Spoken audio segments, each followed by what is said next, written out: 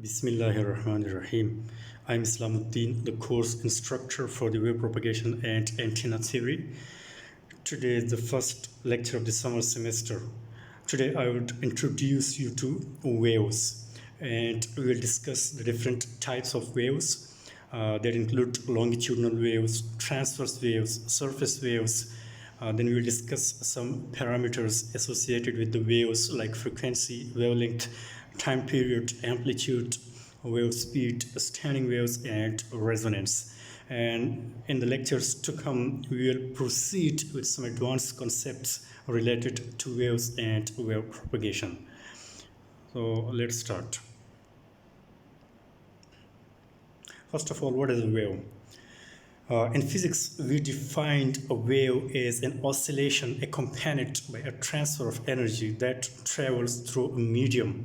And the medium could be space or any mass. For example, the medium could be a cable, a wire, that is a physical medium. Or it could be free space in which wireless waves or electromagnetic waves propagate. We can also define a wave alternatively as it is a disturbance or a variation which travels through a medium. So most precisely, defining a wave is an oscillation, and this oscillation is not alone. It is accompanied with a transfer of energy. And of course, a medium is required for this oscillation to move from one place to another. And the different types of waves include a mechanical wave, which is a disturbance that propagates through a medium. And the medium could be air, water, a spring, the earth, or even people. A medium is any material through which a wave travels, and mechanical wave examples are sound waves, water waves, a pulse traveling on a spring, earthquakes, and a people wave in a football stadium. An electromagnetic wave is simply light of a visible or invisible wavelength. Oscillating intertwined electric and magnetic fields comprise light. And light can travel without medium, super duper fast, as you know already. A matter wave is a term used to describe particles like electrons that display wave-like properties. And it is an important concept in quantum mechanics. So these different types of wave include mechanical waves, electromagnetic waves, and matter waves. Further, we have three subtypes of mechanical waves, and as they require a physical medium, so the particles in the medium can move in two different ways, either perpendicular or parallel to direction of the wave itself. In a longitudinal wave, the particles in the medium move parallel to the direction of the wave.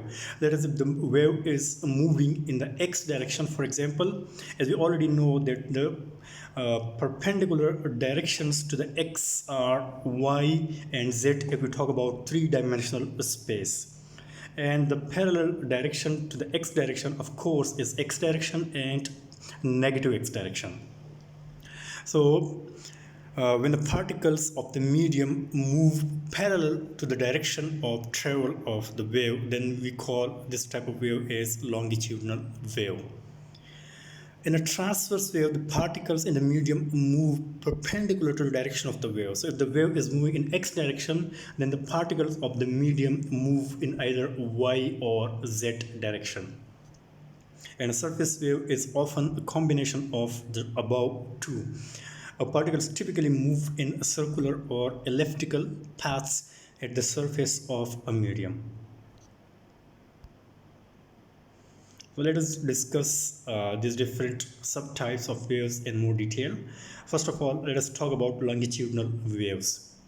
For example, a whole bunch of kids are waiting in line to get their picture taken. Someone in back pushes the kid in front of him, and who bumps into the next kid, and so on down the line. We can consider each individual kid as a single particle of this medium for the propagation of this wave. A longitudinal pulse is sent through the line of kids, and it's longitudinal because each kid, now considered as individual particle, it gets bumped and moves forwards, that is in the direction of the travel of wave.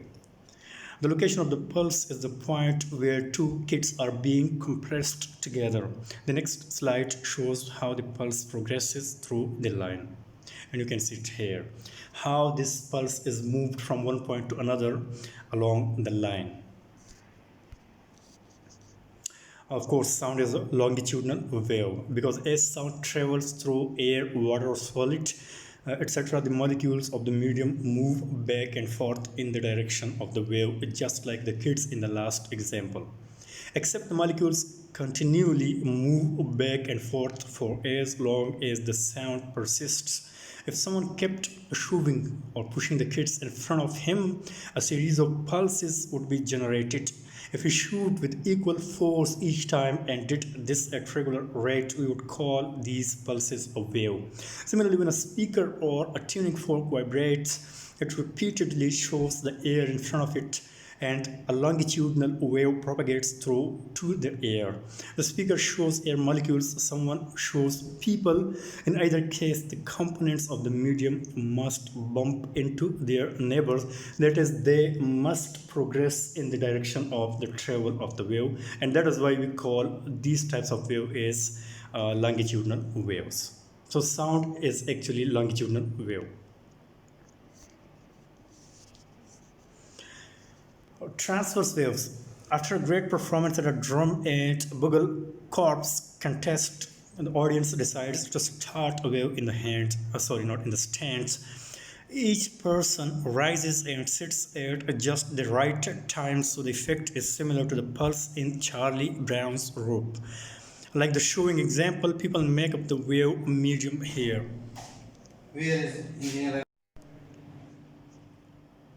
But this is a transverse wave because as the wave moves across the stands, folks, that is people, are moving up and down. You may have noticed this phenomenon when you have visited any stadium, most probably a cricket stadium in Pakistan. So you may have noticed that sometimes there is a wave that is generated due to the stand and sit down of the audience present in the stadium. And you can see as the audience moves up and down, the wave moves across the stadium in a direction that is perpendicular to the direction of the propagation of the individual particles. By particle, I means the folks or people, the audience that are present in the stadium. In this manner, a transverse wave is generated. In a transverse wave, molecules aren't being compressed and spread out as they are in a longitudinal wave. The reason a transverse wave can propagate is because of the attraction between adjacent molecules. Imagine if each person in the stands on the last slide were connected, that is, just imagine an example of the stadium. If each person were connected to the person on his left and right with giant rubber bands, ropes, or something else, as soon as a person on one end stood up, the band stretches. The tension in the band pulls his neighbor up, who in turn lifts the next guy. Excuse me. The tension in the rubber bands is analogous to the forces connecting particles of the medium to their neighbors. The colored section of rope tug on each other as the waves travels through them. If they didn't, it would be as if the rope were cut and no wave could travel through it. Wave characteristics. Let us discuss the different characteristics or parameters associated with the waves. Amplitude, that is the maximum displacement of the particles of the medium from its mean or equilibrium point. The bigger the amplitude, the more energy the wave carries. And it could be on either side of the mean position or equilibrium position. It could be on the positive side and it could be on the negative side of the equilibrium position. Wavelength, actually denoted by lambda. A distance from crest, where crest is a maximum positive displacement to crest. or the same as distance from trough, that is the maximum negative displacement to trough. That is the distance between two consecutive crests or between two consecutive troughs, between two consecutive maximas or between two consecutive minimas is called wavelength. This is the distance actually. Time period denoted by T, and it is a time taken by consecutive crests or troughs to pass a given point. Or alternatively, you can define it as the time required to complete one cycle of the wave to pass by. And it is the reciprocal of frequency, and the relationship between time period and frequency is T is equal to 1 over frequency F. Frequency, the number of cycles passing by in a given time, or the number of cycles completed in 1 second, that is the unit time. So we can actually express it number of cycles per second, and the unit of frequency is hertz, of course. Wave speed, how fast the wave is moving. The disturbance itself, not how fast the individual particle are moving, which constantly varies.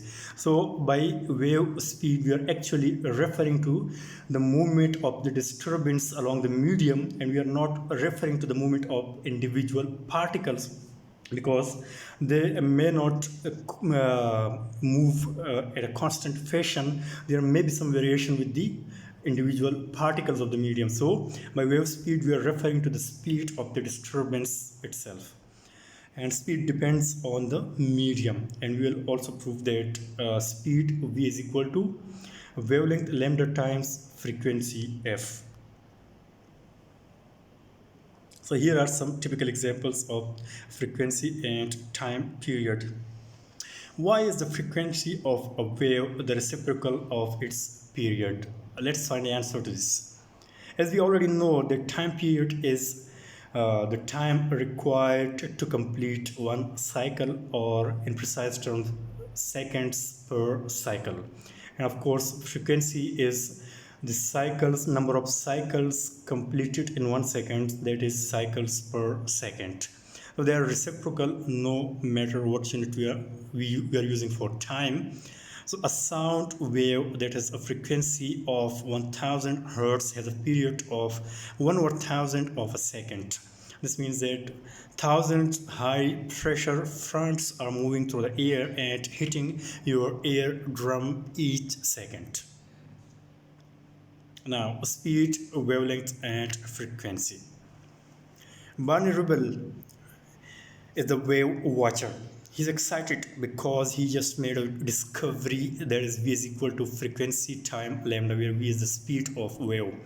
With some high technology, prehistoric equipment, Barney measures the wavelength of the incoming waves to be 18 feet.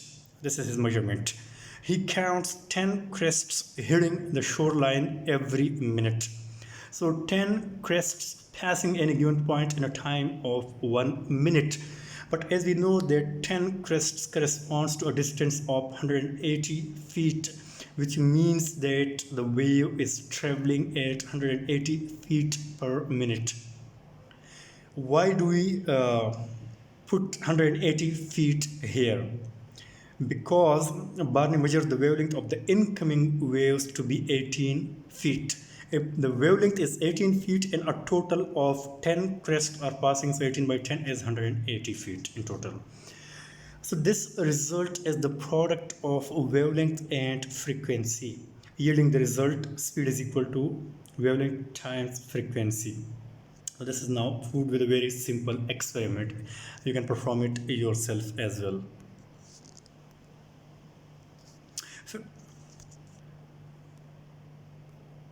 Frequency of transmitted waves. The frequency of a transmitted wave is always unchanged.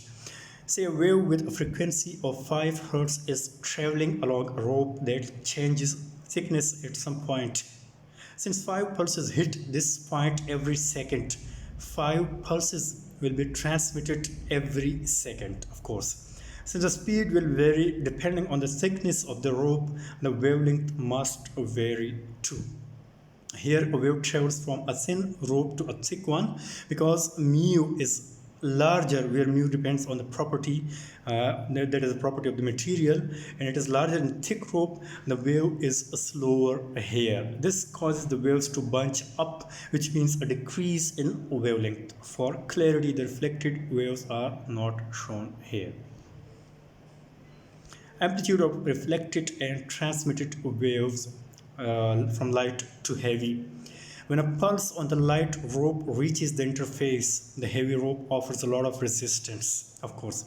The heavy rope is not affected much by the light rope, so the transmitted pulse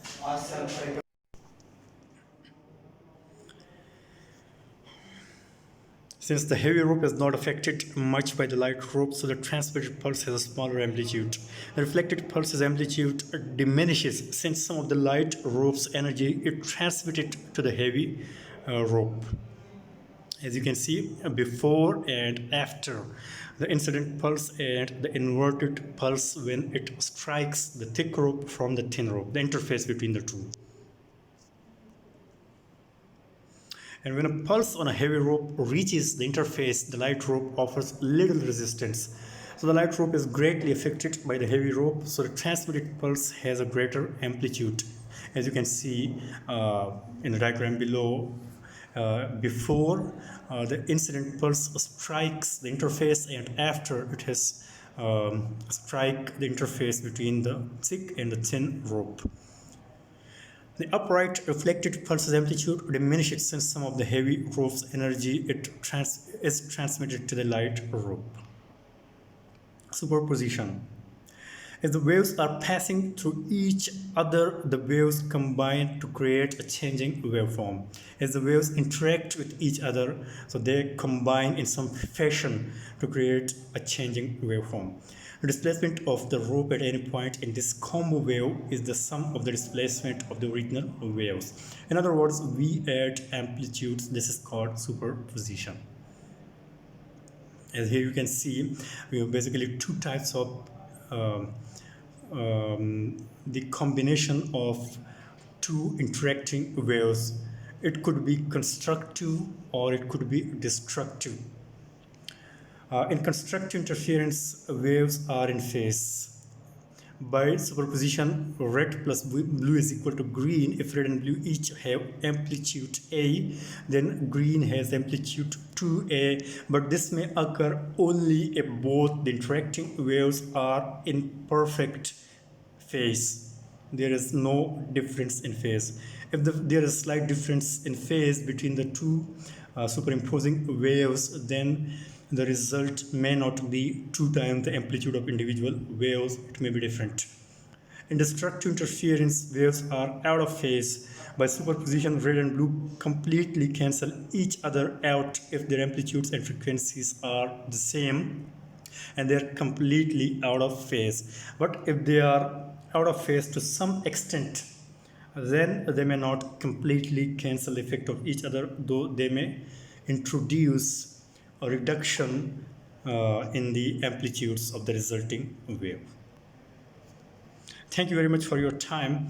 If you have any question, you can ask me in a group for the WPA, wave propagation and antennas theory. You can record an audio, video, or text in the group. Thank you for your time.